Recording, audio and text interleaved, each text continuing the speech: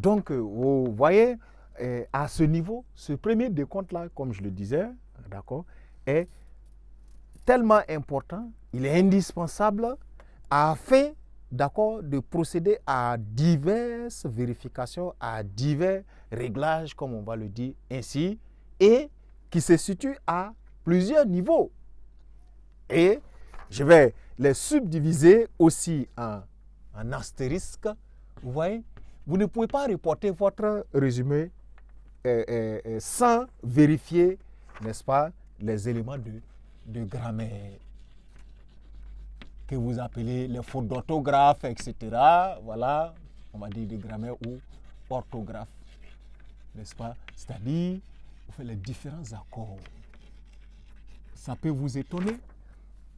Donnez-vous toujours la chance ou la possibilité de relire une production écrite avant d'aller la soumettre. Car l'orthographe du français, en griffe, comme vous aimez le dire, n'est pas camarade de quelqu'un. Autrement dit, l'orthographe du français est une orthographe assez mesquine. Voilà. Des accords changent de signification, des absences d'accords créent de nouveaux sens. Et voilà. Selon que ce soit avec S ou sans S, E, accent aigu, E muet ou sans E muet, ça change de signification en genre, en nombre, etc. Il y a ce décompte-là qui est utile pour les derniers réglages de grammaire ou d'orthographe. Mais pas seulement au niveau de grammaire ou de l'orthographe, vous avez aussi, d'un point de vue des sens ou du sens à travers, ou en tout cas à la partie de la logique. Quand vous lisez, est-ce que vous comprenez ce que vous écrivez?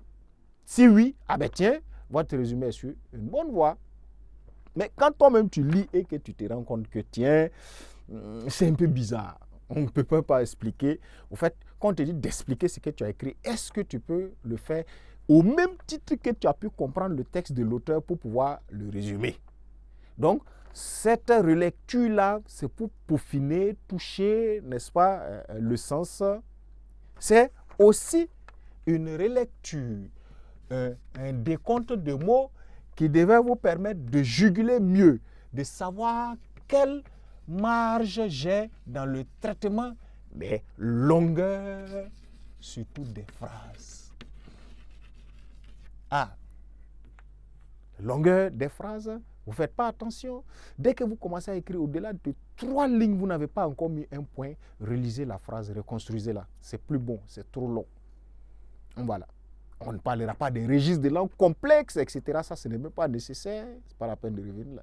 Mais vous avez commencé à écrire, vous avez escaladé 2 lignes à 3 lignes. Déjà, vous n'avez pas mis point pour reprendre. Il y a quelque chose qui ne va pas. Et les phrases trop complexes sont généralement des phrases de type difficile d'un point de vue de la logique, parfois d'un point de vue de la cohérence, parfois d'un point de vue de la sémantique. Attention, en plus des longueurs, des tailles de vos phrases, etc., et les implications de logique qu'elles ont, le registre de langue, vérifiez le registre de langue. Registre de langue, ça peut vous étonner. Des mots vont se glisser en un registre familier auquel vous n'avez pas pensé et ça peut aller à la correction sans que vous vous rendiez compte. Pourquoi? Parce que les registres de langue sont des secondes manières de parler. Et les secondes manières de parler ont la particularité de hanter toujours le sujet locuteur, ça arrive. Si vous avez c'est-à-dire un verbe désagréable, un jour, au cœur d'un public, vous allez vous retrouver à dire un mot désagréable sans vous rendre compte.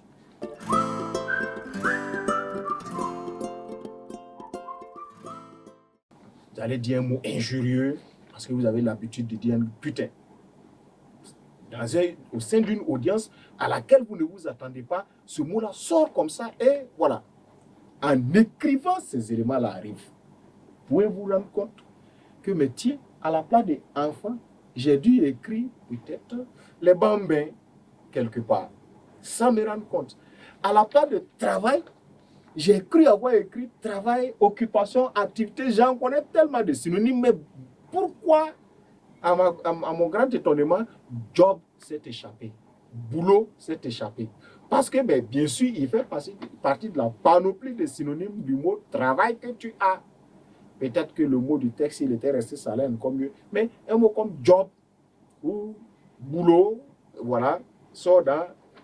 En relisant, on fait attention au registre de langue employée. On va également, en relisant, toucher ou ouvrir le regard sur le style ou encore dit la qualité ou la qualité de l'expression.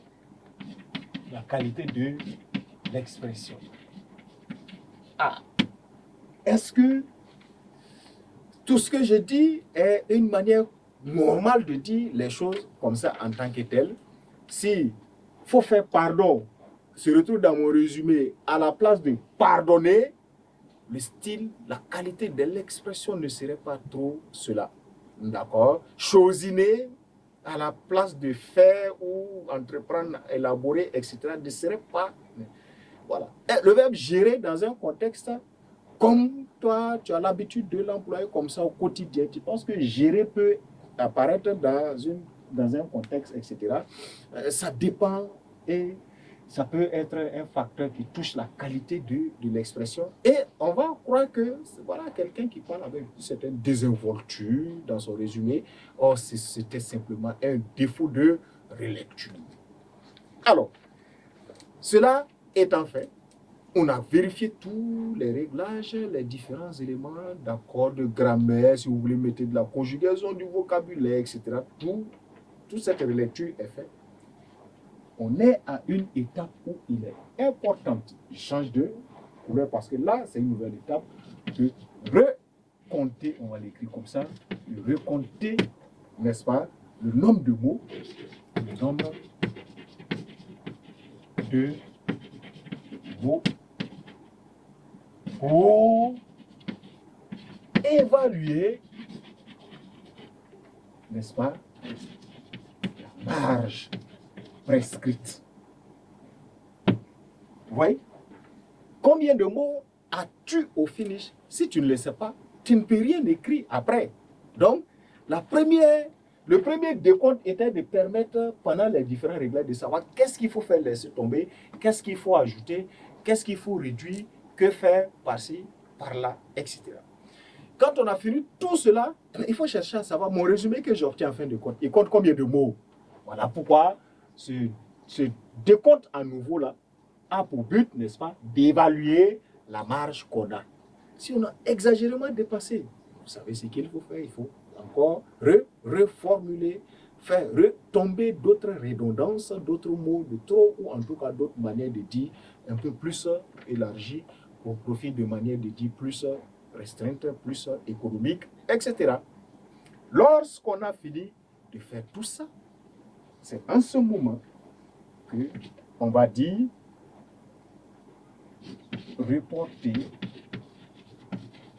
reporter résumé définitif. Résumé définitif, n'est-ce pas? En un seul bloc.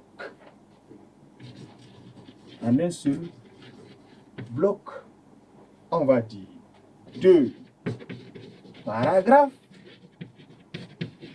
En un seul bloc, 2 paragraphes. On va dire 100 alinéas. Alors, qu'est-ce que ça veut dire? Lorsque vous êtes en train d'écrire votre résumé maintenant, le premier alinéa, c'est la marge rouge sur la feuille. En tout cas, la feuille d'examen, c'est la première marge noire que vous avez. Vous allez laisser peut-être 2 carreaux et commencer à porter votre résumé. Dès que vous commencez à écrire le résumé, tant que la ligne ne finit pas, ne revenez pas à la ligne.